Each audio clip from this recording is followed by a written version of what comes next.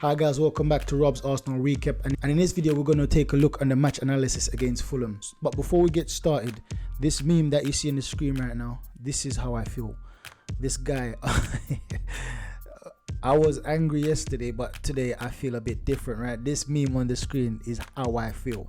2-2 Fulham. Man United 3-2 Forest, beating Forest 3-2. That's exactly how I feel. I was happy when I see United losing 2-1 to Nottingham Forest. I'm thinking, we just beat Nottingham Forest 2 games ago. What's going on with Man United? I was laughing at Man United. Then the full time I see Man United got the win, and then we're drawing against 10 man. This is literally the meme. This literally covers my entire feeling in that moment. So this was the lineup against Fulham. We see Ramsdale in goal. Many people contemplating if Raya should start in goal based off the performance of Ramsdale in this match. Many people believe that it was Ramsdale error that cost. It was both Saka and Ramsdale's error that led to the first opening goal for Fulham. I can't really fault Ramsdale too much for that one. And we see Saliba and Ben White at centre back. We see Kivior at left back, and I did not like. I understand that Arteta is trying to put Kivior on a new role, trying to get him to play the left back, left inverted. However, I don't believe Kivior is suited for this role. I know he's good on the ball. I know he's good technically. He's got good technical skills, but I don't believe that he's suited for this role. Zinchenko is suited, but Zinchenko can't defend. And many people keep saying that Arteta is basically Pep 2.0. I heard Thierry Henry said Arteta is a mini Pep, and I hear lots of opposing fans saying that Arteta is basically copying everything Pep do, and I agree to an extent, because last year Pep said playing with more centre backs was beneficial. We see he played with Akanji, and not just that, he said playing with centre backs at the wing back, because we know that the attackers are very speedy, they're very agile, they're very tricky. And if you use a normal left back or a normal right back to mark them, they can more often than not, they're going to beat the left back or the right back. If you use a quick centre back, then a person that's predominantly centre back, then they'll be able to manage that position more better. We see last season Pep played Akanji sometimes on the right and Aki sometimes on the right, and whenever he played them, you see them, that wing was totally locked down. That winger could not go back and forth as they please and as they wanted to. So I see Arteta try to do that with Kivior. However, Kivior is not that type of player. It might develop into a player like that, but we haven't got the time right now to be wasting on trying to get Kivior into that role. I believe that if you wanted to have Kivior in that role, pre-season is the best time for that. And one might say that yes, the first few matches is a good test to have these situations, because then we can recover later on in the season. However, competing with a beast like City, we haven't got time to slip up. We saw City won the match today, and it was a hard-fought match, but they managed to win it. They managed to grab the goal, the game by the scruff of the neck, and won 2-1. So this is it as Arsenal, as Arteta. I believe Arteta needs to understand that we haven't got the time, we haven't got the luxury for situations like this. If he wants to try things, try in something that doesn't matter. Try one in a Carling Cup. Now, some might say, oh, the Carling Cup is important. For me, it's not really important. The FA Cup is more important than the Carling Cup. So I would say try that in the Carling Cup. Try certain things that you want to implement in the Carling Cup. We haven't got time to be trying these things in the Premier League. No matter how small the team is, every team is going to be dangerous this season. Every single team. We saw how Nottingham Forest gave us a hard match, and they gave United a hard match. And I'm not talking about the way we played. I'm talking about the results, overall results. Because we cannot play of 90% possession of the ball. We can have 100 shots and only score 1 goal. It doesn't make any sense. It doesn't matter. The results at the end of the day is more important than the performance. Then we see Declan Rice defensive mid. We see Partey at right back. Once again, for this match, I would not have put Partey at right back, and I'm very angry of the fact that Arteta put Partey at right back, because we needed someone down the wing to support Saka. We need someone down the wing that could integrate 1-2 exchange with Odegaard, and we did not have that in this position, and lack a lot of fluidity. There was no fluid passing. There was no fluid movement in the team, and I think it's because Partey is playing out of position. Now I believe that he can potentially be okay, not great, not good in that position. I believe he can be okay in the future, but Arteta need to understand, not every single match you can play Partey in this position. You have to pick and choose the games, and this was not one of them. This was a failure. Kai Havertz, another failure. This match was poor, absolutely poor from Kai Havertz. A Kai Havertz fan in terms of, I don't believe he's going to pull up trees. I don't believe he's going to be one of the best attacking mid in the league. However, I believe he's going to be good enough to do a job for us. And sometimes that's what you need. You need a player in the team. He's not a superstar. He doesn't always shine, but he gets the job done. And I saw a stats the other day that shows that Kai Havertz is one of the hardest worker in the team. And I'm all about that. If you're not providing goals, if you're not providing assists, do something for the team. Make sure you work as hard as you can, and that's what I've been seeing Kai Havertz done. This match, he was so poor. He kept giving the ball away. He kept miscontrolling. Everything about him was the movement there. It was just poor. He looked lazy on the pitch. Martin Odegaard, the same thing. Looked very lazy. Looked lackluster on the ball. When he gets the ball, he doesn't know where he's gonna go. He passes the ball most of the time. He goes to the opposition.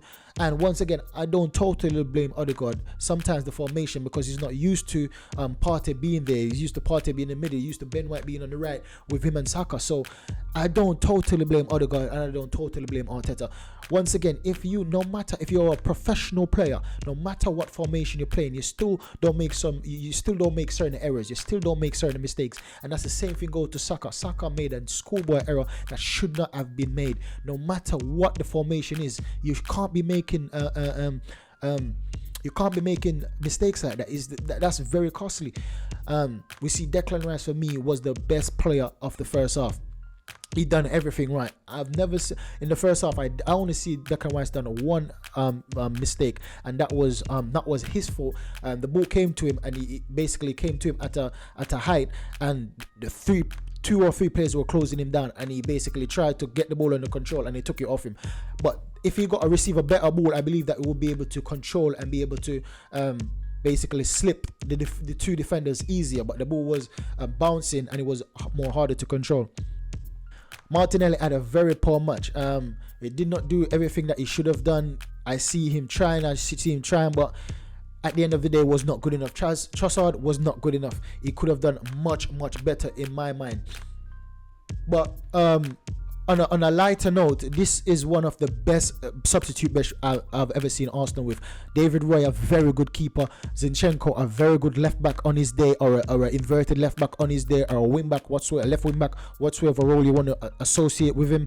We see Gabriel, one of the best centre back in the league, and potentially one of the best centre back in the world. We see Jorginho, very good experienced midfielder. Vieira, a very good up and coming attacking centre mid winger, whatsoever you want to use, whatever role you want to use to describe him. Smith Rowe, one of the best attacking midfielders coming through. Nelson, Shaky, and Nketiah, one of the best young strikers coming through. I believe that he passed the age of calling him a young striker. However, he's still very good for his age when you compare his stats, overall stats. His work rate, his goals per 90, all of these things. When you compare all these things, you realize that Nketiah is not a bad striker like people makes it out to be. And Gabriel Jesus, one of the best forward at his type of gameplay in the world right now. And I mean, is that tiki-taki, is that dribbler, a centre forward that dribbles past players, that beat players, and he's got a good eye for goal when he's on his day, right? So this is how the average possession was. You see White and Saliba, number 4 and number 2, at the base of the defense most of the time. Declan Rice basically sitting on Saliba. We see Partey sitting on White, and Martin Odegaard just above him, Saka just above that. And it's like an N shape, right? We see the N, the bottom of the N starts off with Saka, the top of the N finishes with White, and then it goes across to Saliba and Rice, and then it comes over back to the number 15. Then it comes back over to Kivio, and then it comes down through Havertz, then Trossard, then Martinelli, right? And the middle just looks, the middle is so empty. There's no one in that middle to basically play some triangles. most of the time I see Partey doing crossing the ball, doing cross passes, and it's effective sometimes. But we need at playing at home, we need someone right there in the middle. Odegaard drift over to the right too much.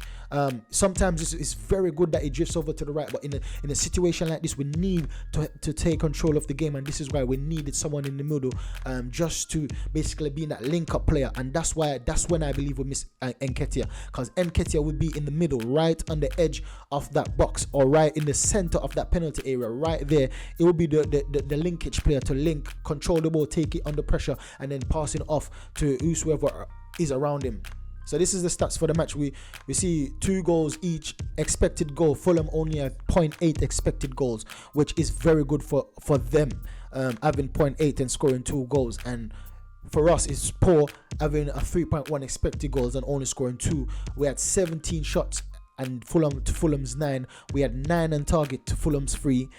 Open play shot, we had 12 shots to Fulham 4. Possession, we had 71% to Fulham's 28. And completed pass, with more than doubles Fulham completed pass, with 712 to Fulham's 287. Field tilt, we see 87.8% to Fulham's 12, and the final third entry is 77 to 27. Now, just those stats alone shows me that Arsenal should have done better in this match. There's no point having all these possession, having all these control, dominance in the game, and not scoring these chances that you're creating. There's no point for me.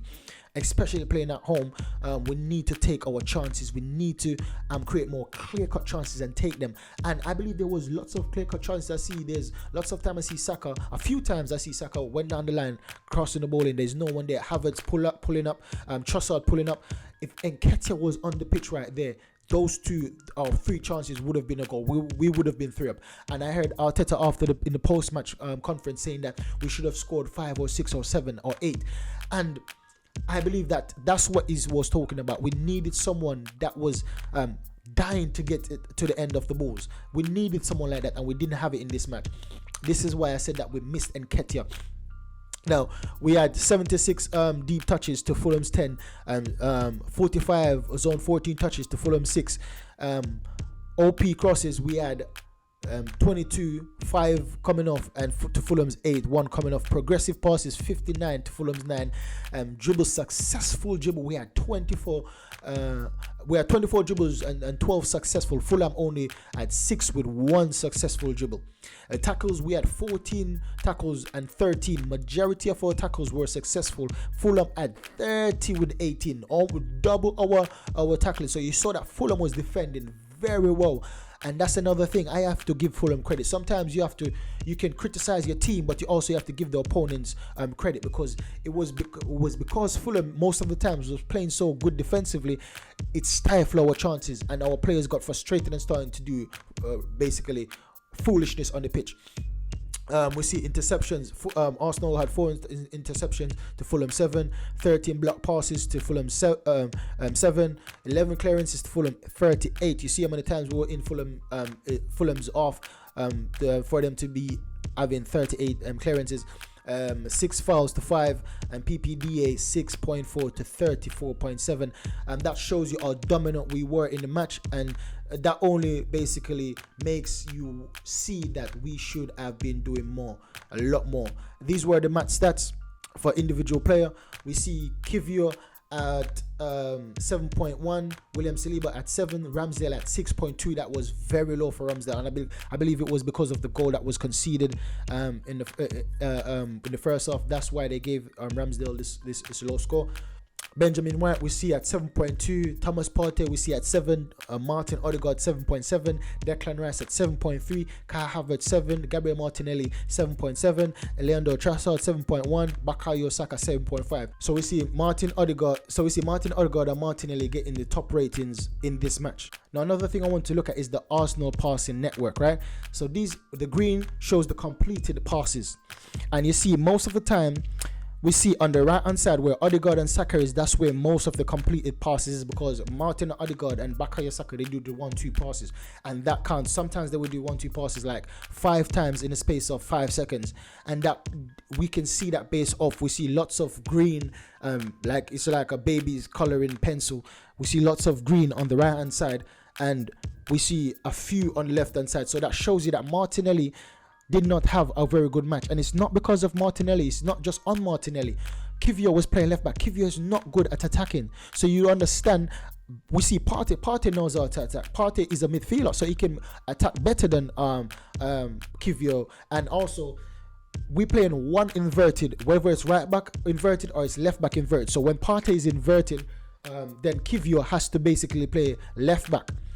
When Partey is playing right back, then Kiwior can get to attack, but Kiwior is not that prolific in attacking. So even when he's supposed to attack, he's not going to be able to support Martinelli the best way he can, especially like comparing to players like Zinchenko or players like Timber. He won't be able to do that job. He's a very good defender.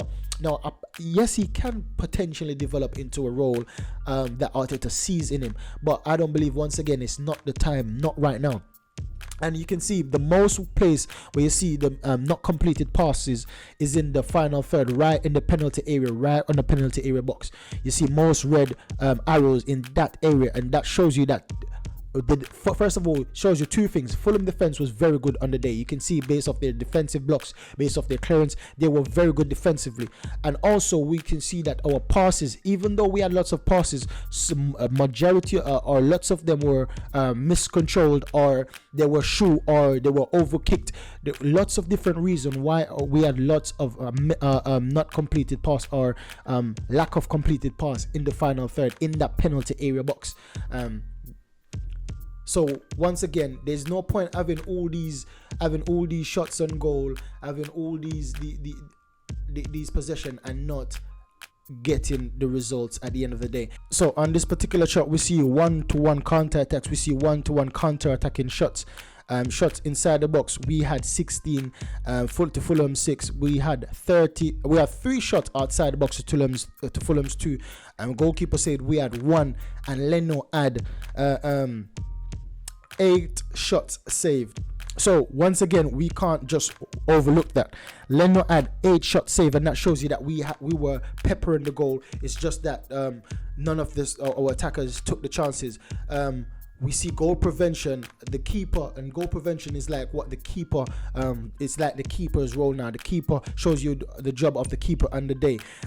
Minus showing you that the keeper basically done a poor job in preventing the goals. Ramsdale had a score of minus 1.48, and once again, people may be looking at this and use it as a reason to replace Ramsdale, but I don't believe that Ramsdale has run his course yet. I believe that it still needs time, so I will just overlook this game for now and see how he performs in other games. We see accurate passes at 610 and 90% to Fulham's 192 at 72%, long balls 34 at 69%, and to Fulham's 21 at 40%. And this chart sums up a lot for me, because it shows you that possession loss, there was 135 possession loss to Fulham's 110, and that's not like Arsenal. That's not like Arsenal to lose in possession 135 times. That's not like us.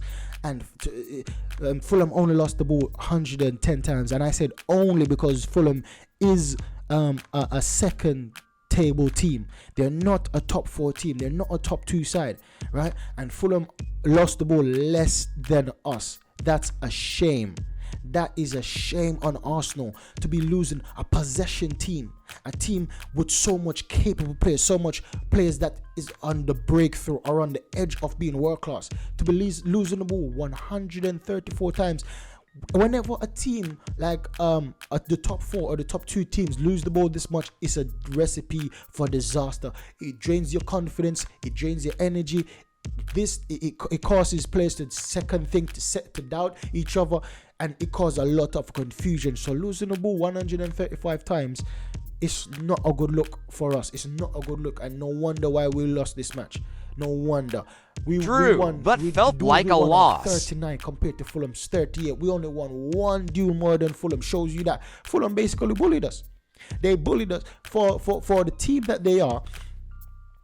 Not as strong as us. Fulham are not as strong as Arsenal. We have more, the strongest players. Back in the days, we could have said that every team was stronger than Arsenal, but now we see we got Saliba, we got Kivio, we had White, we had Saka, one of the strongest winger in the world for me. We had Declan Rice, right?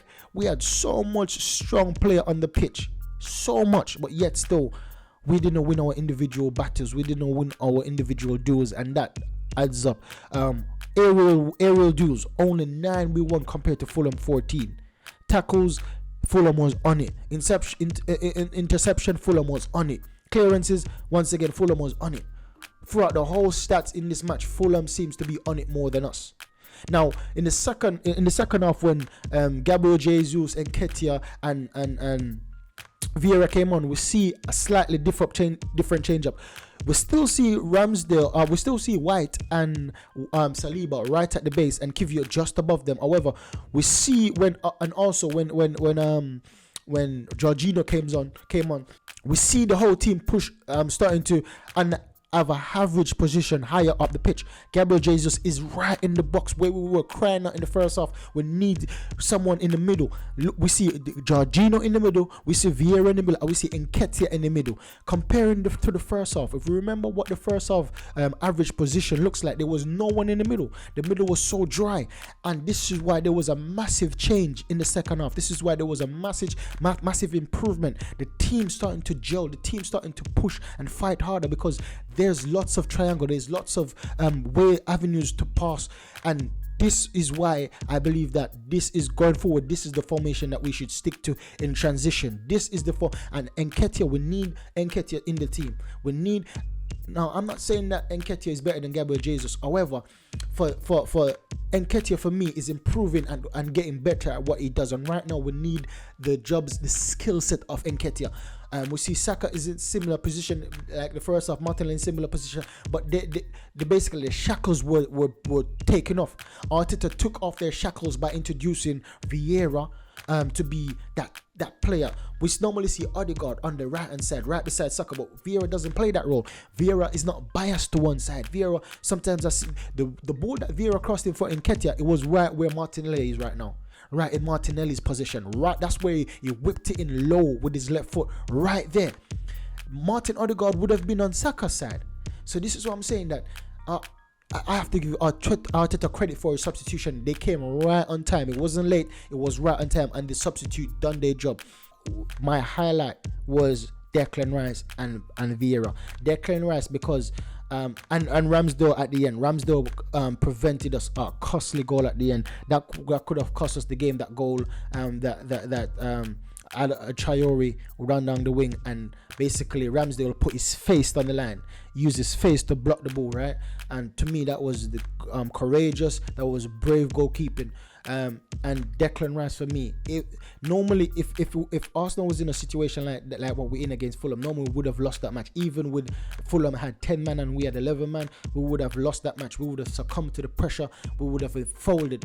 But I see that we spent 105 million, and it was very, very good money spent, because I see Declan Rice fighting sometimes by himself. He's the only one that is the only shining light I see in the first half. And then in the second half, we see Vieira came in and given a helping hand. Zinchenko came on, done his thing, but he's the one that basically done the error that cost to the corner, that cost to the second goal. So off and off, I can't really give Zinchenko a good credit for this match. However, Declan Rice and Vieira, brilliant match. Take your hats off, lads. So that's my analysis of this match. Hope you enjoyed it. Make sure to like, subscribe, and share, and tune in for the next video. Goodbye.